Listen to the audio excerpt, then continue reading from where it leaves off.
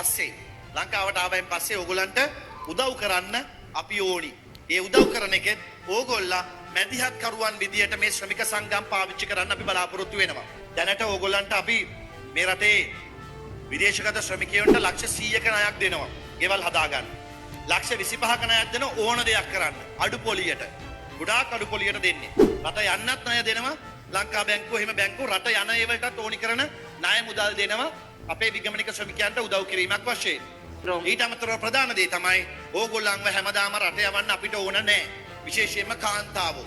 අපිට කාන්තාවෝ රට යවන එක බලක්වලා ඕගොල්ලන්ව ව්‍යවසායකයෝ බවට පත් කරන්න ඕනි රට ඇතුළෙම. එතකොට ඒකට අපි අපේ පිටරට ගියපු අය ගිහිල්ලා ඇවිල්ලා අවුරුදු 5කට වඩා අඩු නම් එයාලා දැනට රට ඉන්නව නම් කවුරු හරි එයාලගේ පවුලේ අයටත් ලංකාවේ ඇතුලේ ස්වයං රැකියාවක් ආරම්භ කරන්න අපි උදව් කරනවා.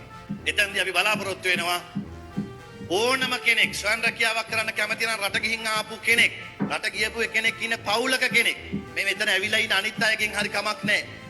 ඕනම කෙනෙක් රට යන්න සූදානම් රට ගිහිල්ලා ඇවිල්ලා අවුරුදු 5කට අඩු නම් එහෙම නැත්නම් රට ඉන්න පවුලක කෙනෙක් නම් ස්වයං රැකියාවක් පටන් ගන්න අපි ආරම්භයක් වශයෙන් රුපියල් 50000ක මුදලක් රටේම ඉන්න ලක්ෂයක් අපේ විගමනික ශ්‍රමිකයන්ට දෙන්න විදේශ සේවා නියුක්ති කාර්යාංශය සූදානම් කරලා තියෙනවා. 50000ක් දෙනවා, ලක්ෂ 2කමාරක් දෙනවා, ලක්ෂ 5ක් දෙනවා, ලක්ෂ 7කමාරක් දෙන ඕගොල්ලෝ ව්‍යවසායකයෝ කරන්න රජයේ ගානේ තමයි මේ ලක්ෂ 10ක් දක්වා 50000න් පටන්ගෙන දීමනාවක් විදියට ඕගොල්ලන්ට දෙන්නේ ඕගොල්ලෝ ව්‍යවසායකයෝ කරන්න.